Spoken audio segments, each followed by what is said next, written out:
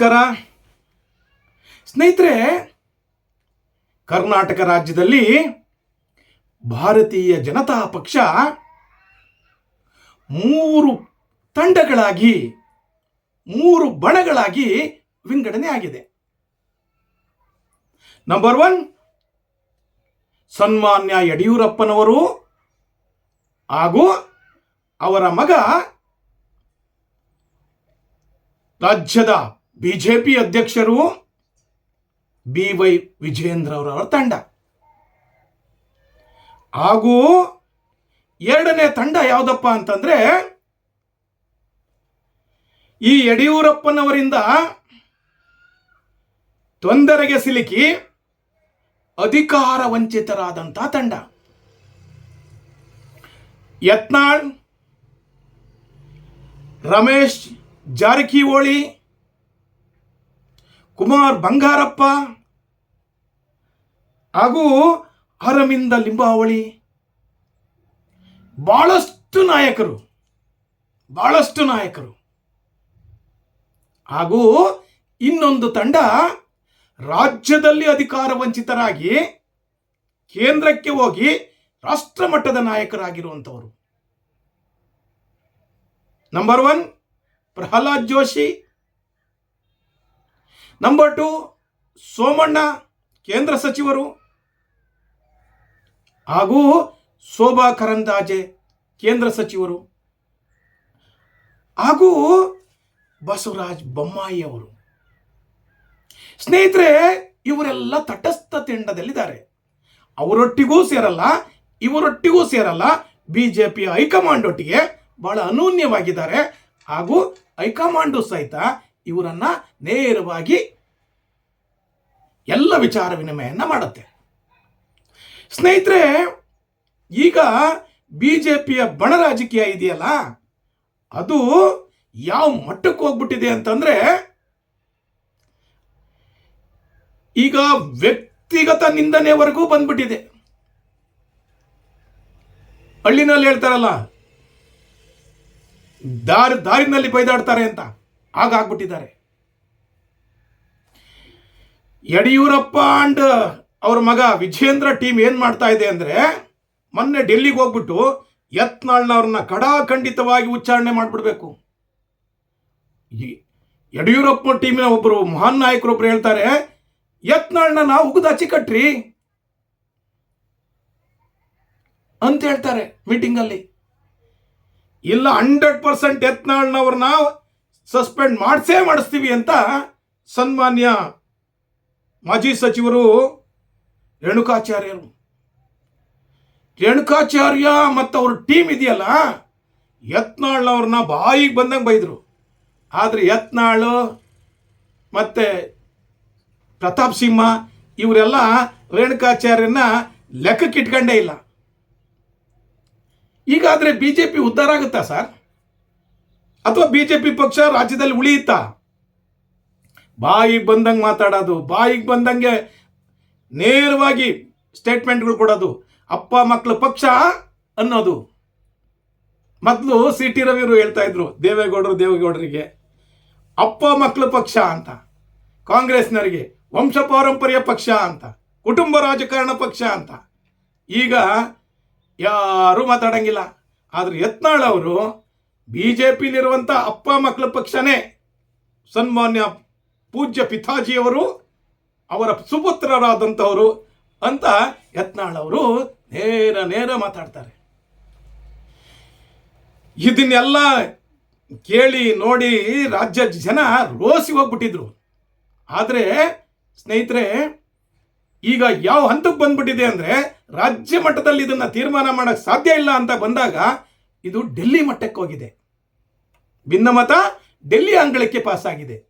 ಹಾಗಾಗಿ ಏನಾಗ್ತಾ ಇದೆ ಅಂತಂದ್ರೆ, ಸನ್ಮಾನ್ಯ ಅಧ್ಯಕ್ಷರು 3 ಉಪಚುನಾವಣೆಗಳನ್ನು ಸೋತ್ರೂ ಸಹಿತ ಅಧಿಕಾರ ತ್ಯಾಗ ಮಾಡಕ್ಕೆ ರೆಡಿ ಇಲ್ಲ.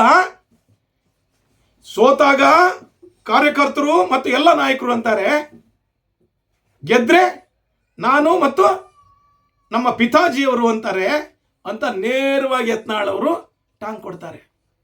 ಆಗ ಅದನ್ನು ಸಹಿಸಕ್ಕಾಗ್ದಲೇ ವಿಜಯೇಂದ್ರರವರು ನೇರವಾಗಿ ಶಿಸ್ತು ಕಮಿಟಿ ಮುಂದೆ ಒಂದು ಮೆಮೊರಂಡಮ್ ಕೊಡ್ತಾರೆ, ಅರ್ಜಿಯನ್ನು ಕೊಡ್ತಾರೆ. ಆಗ ಶಿಸ್ತು ಕಮಿಟಿ ಉಚ್ಚಾಟನೆ ಮಾಡಲೇಬೇಕು ನೀವು ಅಂತ, ಯತ್ನಾಳ್ ಅವ್ರ ಟೀಮನ್ನು ಉಚ್ಚಾಟನೆ ಮಾಡಲೇಬೇಕು. ಮಾಡಲಿಲ್ಲ ಅಂದರೆ ಪಕ್ಷಕ್ಕೆ ಸಿಕ್ಕಾಪಟ್ಟೆ ಡ್ಯಾಮೇಜ್ ಆಗ್ತಾ ಇದೆ, ಪಕ್ಷ ಉಳಿಲಿಕ್ಕೆ ಸಾಧ್ಯ ಇಲ್ಲ ಅಂತ ಹೇಳ್ತಾರೆ ಪಕ್ಷದ ಅಧ್ಯಕ್ಷರು. ಅದಕ್ಕೆ ಶಿಸ್ತು ಕಮಿಟಿ ಇದೆಯಲ್ಲ, ಬಿಜೆಪಿ ಶಿಸ್ತಿನ ಪಕ್ಷ ಅಲ್ವಾ, ಈಗ ಶಿಸ್ತು ಉಳಿದಿದೆಯಾ? ಆ ಶಿಸ್ತು ಪಕ್ಷಕ್ಕೆ ಒಂದು ಶಿಸ್ತು ಕಮಿಟಿ. ಅದಕ್ಕೆ ಪಟಾಕ್ ಅಂತ, ಈ ಪಾಠಕ್ ಅವರು, ಓಂ ಪಾಠಕ್ ಇವರು ರಾಷ್ಟ್ರೀಯ ಶಿಸ್ತು ಕಮಿಟಿಯ ಅಧ್ಯಕ್ಷರು. ಅವರು ಮುಂದೆ ತಮ್ಮ ಅಪ್ಲಿಕೇಶನ್ ಕೊಟ್ಟಾಗ, ಅರ್ಜಿಯನ್ನು ಕೊಟ್ಟಾಗ ವಿಜೇಂದ್ರ ಅವರು ಯತ್ನಾಳ್ ಒಂದು ನೋಟಿಸ್ ಕೊಡ್ತಾರೆ.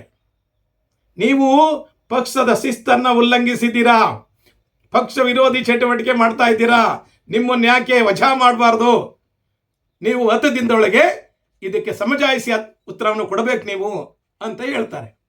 ಆಗ ನೇರವಾಗಿ ಯತ್ನಾಳ್ ಟೀಮ್ ಡೆಲ್ಲಿಗೆ ಹೋಗಿ ಸೆಟ್ಲ್ ಆಗುತ್ತೆ. ನೇರವಾಗಿ ಓಂ ಪಾಠಕ್ ಮುಂದೆನೇ ಕೂತ್ಕೊಂಡು, ಶಿಸ್ತು ಕಮಿಟಿಯ ಅಧ್ಯಕ್ಷರು ಮುಂದೆನೇ ಕೂತ್ಕೊಂಡು, ಈ ಯಡಿಯೂರಪ್ಪ ಮತ್ತು ಯಡಿಯೂರಪ್ಪನ ಮಕ್ಕಳಿಂದ ಆಗಿರುವಂತಹ,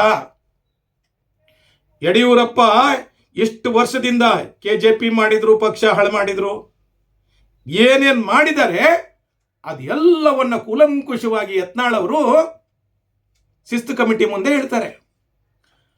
ಆಗ ಶಿಸ್ತು ಕಮಿಟಿ ಆಯಿತು, ನಾವು ನಿಮಗೆ ಭಾಳ ಭಾಳ ಸೀನಿಯರ್ ಲೀಡರ್ ನೀವು ಅಂತ ಇಲ್ಲಿವರೆಗೆ ಸುಮ್ಮನೆ ಇದ್ವಿ, ಇನ್ನು ಮೇಲೆ ನಿಮಗೆ ಶಿಸ್ತು ಕೈಗೊಳ್ಬೇಕಾಗತ್ತೆ ಅಂತ ಹೇಳಿ ಮಾತಾಡಬಾರ್ದು. ನೀವಿನ್ನ ಏನೇ ಮಾತಾಡೋದಿದ್ರು 3 ಗೋಡೆ ಮುಂದೆ, ಅಂದರೆ ಪತ್ರಿಕೆಗಳಿಗೆ ಯಾವ ಕಾರಣಕ್ಕೂ ಏನು ಮಾತಾಡಬಾರ್ದು. ಪಕ್ಷದ ಆಂತರಿಕ ವಿಚಾರಗಳನ್ನ ಪಕ್ಷದ ಕೊಠಡಿಯಲ್ಲೇ ಅಥವಾ ಹೈಕಮಾಂಡ್ ಮುಂದೆ ಮಾತ್ರ ನೀವು ಮಾತಾಡಬೇಕು. ಯಾವುದೇ ಕಾರಣಕ್ಕೂ ಯಡಿಯೂರಪ್ಪ ಮತ್ತು ಯಡಿಯೂರಪ್ಪರ ಮಕ್ಕಳ ಬಗ್ಗೆ ಮಾತಾಡಬಾರ್ದು ನೀವು ಅಂತ ನೇರವಾಗಿ ಹೇಳಿ ಕಳಿಸ್ತಾರೆ. ಆದರೆ ಇವ್ರನ್ನ ವಜಾ ಮಾಡಿಸ್ತೀವಿ, ಉಚ್ಚಾಟನೆ ಮಾಡಿಸ್ತೀವಿ ಅಂತ ಹೇಳಿದ್ರಲ್ಲ, ಅವರಿಗೆಲ್ಲ ಭ್ರಮ ನಿರಸನೆ ಆಗತ್ತೆ, ಯಾಕೆ ಹಿಂಗಾಯ್ತು ಅಂತ. ಆದರೆ ಯತ್ನಾಳ್ ಅವರನ್ನ ಯಾವುದೇ ಕಾರಣಕ್ಕೂ ಉಚ್ಚಾಟನೆ ಮಾಡಬಾರ್ದು ಅಂತ ಈ ತಟಸ್ಥ ಟೀಮ್ ಇತ್ತಲ್ಲ, ಈ ತಟಸ್ಥ ಟೀಮ್ ಇದೆಯಲ್ಲ, ಜೋಶಿಯವರು, ಬೊಮ್ಮಾಯಿಯವರು, ಸೋಮಣ್ಣನವರು, ಶೋಭಕ್ಕನವರು, CT ರವಿ ಅವರು, ಬಹಳಷ್ಟು ಜನ ನಾಯಕರಿದ್ದಾರಲ್ಲ, ಇವರೆಲ್ಲ ಹೇಗಪ್ಪ ಅಂತಂದರೆ ಯಾವುದೇ ಕಾರಣಕ್ಕೂ ಪಕ್ಷಕ್ಕೆ ತೊಂದರೆ ಆಗಬಾರ್ದು. ಯತ್ನಾಳ್ ಒಬ್ಬರು ಸಾಮಾನ್ಯ MLA ಅಲ್ಲ, ಅವರಿಗೆ ರಾಜ್ಯದಲ್ಲೇ ಒಂದು ಜನಪ್ರಿಯ ನಾಯಕರಾಗಿದ್ದಾರೆ, ಹಾಗೂ ಹಿಂದೂ ಫೈರ್ ಬ್ಯಾಂಡ್ ಹಾಗೂ ಸೀನಿಯರ್ ಲೀಡರ್ ಅವರು.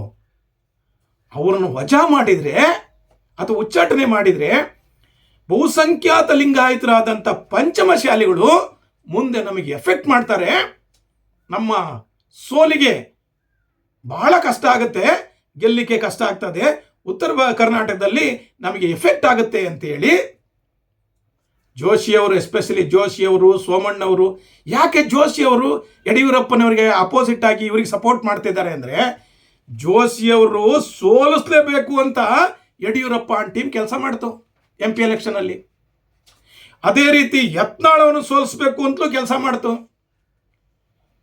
ಪಾಪ ಸೋಮಣ್ಣರನ್ನ ಬೆಂಗಳೂರಾಗಿ ಆರಾಮ ನಿಂತ್ಕೊಂಡು ಗೆದ್ದು MLA ಆಗಾರು. ಎಲ್ಲಿ MLA ಆಗಿಬಿಟ್ರೆ ನನಗೇನು ಮತ್ತು ನನ್ನ ಮಕ್ಕಳಿಗೆ ಮುಂದೆ ಚೀಫ್ ಮಿನಿಸ್ಟರ್ ಆಗೋದಕ್ಕೆ ತೊಂದರೆ ಆಗುತ್ತೋ ಅಂತ ಪಾಪ ಅವ್ರನ್ನ ಮೈಸೂರು ಜಿಲ್ಲೆ ಕೊನೆ ಪ್ರಾಂತ್ಯಕ್ಕೆ ಹಾಕಿದ್ರು. ಸನ್ಮಾನ್ಯ ಸಿದ್ದರಾಮಯ್ಯನ ಮೇಲೆ BJPಯಿಂದ ಟಿಕೆಟ್ ಕೊಟ್ಟು ನಿಲ್ಲಿಸಿದ್ರು ವರುಣಾದಲ್ಲಿ. ಅಲ್ಲಿ BJP ಬೇಸೇ ಇಲ್ಲ, ಆದರೂ ಸಹಿತ ಪಕ್ಷದ ಶಿಸ್ತಿನ ಸಿಪಾಯಿಯಾದಂಥ ಸೋಮಣ್ಣನವರು ಅಲ್ಲಿ 2 ಕಡೆ ನಿಂತ್ಕೊಂಡ್ರು, 2 ಕಡೆ ಸೋತರು. ಆದರೂ ಸಹಿತ ಪಕ್ಷಕ್ಕೆ ಸಿಂಪತಿ ಇತ್ತು, ಸೋಮಣ್ಣನವರ ಸೋಲಿಗೆ ನಾವೇ ಕಾರಣ ಅಂತ ಗೊತ್ತಿದ್ರಿಂದ ಅವರಿಗೆ ತುಮಕೂರಿಂದ MP ಟಿಕೆಟ್ ಕೊಟ್ಟು ಅವ್ರನ್ನ ಸಚಿವರನ್ನಾಗಿ ಮಾಡ್ಕೊಂತು. ಈಗ ಸೋಮಣ್ಣವರು ಕೇಂದ್ರ ಸಚಿವರು, ಜೋಶಿಯವರು ಕೇಂದ್ರ ಸಚಿವರು, ಶೋಭಕ್ಕ ಕೇಂದ್ರ ಸಚಿವರು. ಇಲ್ಲಿ ಇವರು ಏನಾದರೂ ಯತ್ನಾಳ್ ಅವರನ್ನ ವಜಾ ಮಾಡಿಬಿಟ್ರೆ ಕರ್ನಾಟಕದಲ್ಲಿ ಬಿಜೆಪಿ ಅಂದ್ರೆ ಯಡಿಯೂರಪ್ಪ, ವಿಜಯೇಂದ್ರ ಅಂದ್ರೆ ಬಿಜೆಪಿ ಅನ್ನೋಂಗೆ ಆಗ್ಬಿಡುತ್ತೆ ಅಂತ ಯಾವುದೇ ಕಾರಣಕ್ಕೂ ಯತ್ನಾಳ್ ಅವರನ್ನ ನೀವು ವಜಾ ಮಾಡಂಗಿಲ್ಲ ಅಂತ ಒಂದು ನಿಯೋಗನೆ ಹೋಗಿದ್ರು ನಮ್ಮ ಹೋಮ್ ಮಿನಿಸ್ಟರ್ ಅಮಿತ್ ಶಾ ಮುಂದೆ.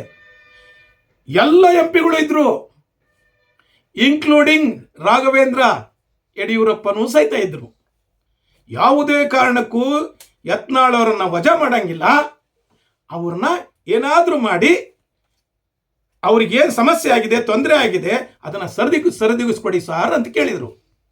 ಅದಕ್ಕೆ ಅಮಿತ್ ಶಾ ಒಂದೇ ಮಾತು ಹೇಳಿದ್ದು, ಅವರು ಹಂಕುಗಾಡ್ತಾರೆ, ಇವ್ರು ಹಿಂಕುಗಾಡ್ತಾರೆ, ಪಕ್ಷ ಉಳಿಯುತ್ತೆ ಅಂದ್ರೆ ಕರ್ನಾಟಕದಲ್ಲಿ ನೀವೆಲ್ಲ ಸೀನಿಯರ್ ಲೀಡರ್ಸ್ ಇದ್ದೀರಾ, ನೀವೇ ಜವಾಬ್ದಾರಿ ತಗೊಂಡು ಅವ್ರನ್ನೆಲ್ಲ ಸಾಲ್ವ್ ಮಾಡ್ಕೋಬೇಕಲ್ವಾ, ನನ್ನ ಹತ್ರಕ್ಕೆ ಯಾಕೆ ಬಂದಿದ್ದೀರಾ ಅಂದರು. ಅದಕ್ಕೆ ಅವರು, ಸಾರ್ ಅವ್ರಿಗೆ ಮತ್ತು ಇವರಿಗೆ ಬುದ್ಧಿ ಹೇಳೋ ಶಕ್ತಿ ನಮಗ್ಯಾರಿಗೂ ಇಲ್ಲ, ನೀವೇ ಸರಿ ಅಂತ ಹೇಳಿ ಎಲ್ಲದನ್ನು ಸರಿ ಮಾಡಿ ಪಕ್ಷಕ್ಕೆ ಈಗ ಬೇಕಾಗಿರೋದೇನು, ಪಕ್ಷ ಅಧಿಕಾರಕ್ಕೆ ಬರಬೇಕು ಅಂತಂದ್ರೆ ಎಲ್ಲ ಜನರು ಬೇಕು, ಬಹುಸಂಖ್ಯಾತರಾದ ಪಂಚಮಶಾಲಿಗಳು ಬೇಕು, ಯಡಿಯೂರಪ್ಪನವರು ಬೇಕು. ಆದರೆ ಈ ಉಳ್ಕಬೇಕಲ್ಲ, ಅದಕ್ಕೋಸ್ಕರ ಏನು ಮಾಡ್ತಾ ಇದ್ದಾರೆ, ಈಗ ಇನ್ನೊಂದು ತಿಂಗಳು 2 ತಿಂಗಳೊಳಗಡೆ ಇವರಿಗೆ ಒಳ್ಳೊಳ್ಳೆ ಹುದ್ದೆಗಳನ್ನು ಕೊಟ್ಟು, ಯಾರಿಗೆ, ಯತ್ನಾಳನ್ ಟೀಮ್ಗೆ, ಅವರನ್ನು ಉಳಿಸ್ಕೊಂಡು ಕೇಂದ್ರದಲ್ಲಿ ಇವರೆಲ್ಲ ಹಾಲಿ ಸಚಿವರಿದ್ದಾರೆ, ಪಕ್ಷವನ್ನು ಬಲಪಡಿಸಬೇಕು ಅನ್ನೋದು ಈಗ ಅಮಿತ್ ಶಾ ಮತ್ತು ಮೋದಿ ಅಜ್ಜಿ ಅವರ ಪ್ಲಾನ್.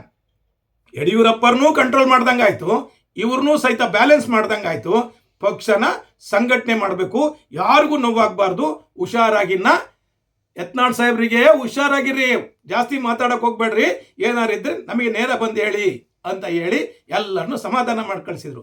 ಅದಕ್ಕೆ ಯತ್ನಾಳ್ ಸಾಹೇಬ್ರು ಹೊರಗಡೆ ಬಂದು ಹೇಳಿದ್ದು ಒಂದೇ ಒಂದು ಮಾತೇನಪ್ಪ ಅಂದರೆ, ನಾನಿನ್ ಸೈಲೆಂಟ್ ಆಗಿರ್ತೀನಿ, ಬಟ್ ರಮೇಶ್ ಜಾರಕಿಹೊಳಿ ಅವರು ವೈಲೆಂಟ್ ಆಗ್ತಾರೆ. ಇದು ಇವತ್ತಿನ ನನ್ನ ವಿಚಾರ. ಕರ್ನಾಟಕ ರಾಜ್ಯದಲ್ಲಿ ಭಾರತೀಯ ಜನತಾ ಪಕ್ಷ ಉಳಿಬೇಕು ಅಂದರೆ ಎಲ್ಲರೂ ಸಹಿತ ಕುಟುಂಬ ರಾಜಕಾರಣವನ್ನು ಬಿಟ್ಟು, ಸ್ವಹಿತವನ್ನು ಬಿಟ್ಟು, ಎಲ್ಲವನ್ನು ಬಿಟ್ಟು ಪಕ್ಷದ ಹಿತಚಿಂತನೆಯನ್ನು ಮಾಡಬೇಕು ಅಂತ ಸಿ ಟಿ ರವಿ ಒಂದು ಮಾತನ್ನು ಹೇಳ್ತಾ ಇರ್ತಾರೆ. ನಾವು ದೋಣಿಲಿ ಹೋಗ್ತಾ ಇದ್ದೀವಿ ಎಲ್ಲರೂ, ಅದರಲ್ಲಿ ಯಾರು ಒಬ್ರು ಹೋಲ್ ಮಾಡಿದ್ರು ಸಹಿತ ಎಲ್ಲರೂ ಮುಳುಗೋಗ್ತೀವಿ ಅಂತ. ಒಬ್ರು ತೂತ ಮಾಡಿದ್ರೆ ಸಾಕು, ನೀರು ಬರುತ್ತೆ, ಎಲ್ಲ ಮುಳುಗೋಗ್ಬಿಡ್ತೀವಿ ಅಂತ ಪರಿಸ್ಥಿತಿನಲ್ಲಿ ಬಿಜೆಪಿ ಇದೆ. ಬಿಜೆಪಿನಲ್ಲಿ ಎಲ್ಲದೂ ಸರಿಯಾಗಿದೆ ಅಂತ ಮೇಲ್ನೋಟ ಕಂಡ್ರೂ ಸಹಿತ ಇನ್ನೂ ಸಹಿತ ಎಲ್ಲದೂ ಸಹಿತ ಬೂದಿ ಮುಚ್ಚಿದ ಕೆಂಡ ಟೈಪ್ ಇದೆ. ಇದರಲ್ಲಿ ಇವ್ರಿಗೆ ಹಿನ್ನಡೆ, ಅವ್ರಿಗೆ ಮುನ್ನಡೆ, ಇದ್ಯಾವುದೂ ಇಲ್ಲ. ಈಗ ಮುನ್ನಡೆ ಆಗಿದ್ದು ಯಾವುದಪ್ಪ ಅಂದರೆ ತಟಸ್ಥ ತಂಡ.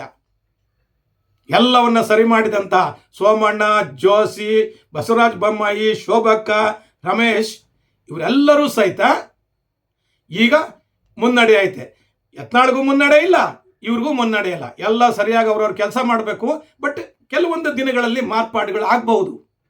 ಏನಾಗ್ಬಹುದು, ಯಾಕಾಗ್ಬಹುದು, ಎಷ್ಟಾಗ್ಬಹುದು, ಯಾರಿಗೆ ಏನೇನು ಪೊಸಿಷನ್ ಸಿಗ್ಬೋದು ಅನ್ನೋದನ್ನು ನೀವು ನನಗೆ ನಿಮ್ಮ ಕಾಮೆಂಟ್ಸ್ ಮೂಲಕ ತಿಳಿಸಿ. ನನ್ನ ಈ ವಿಡಿಯೋ ನೋಡಿದ್ದಕ್ಕೆ ನಿಮಗೆಲ್ಲರಿಗೂ ಶರಣಾರ್ಥಿ. Thank you very much.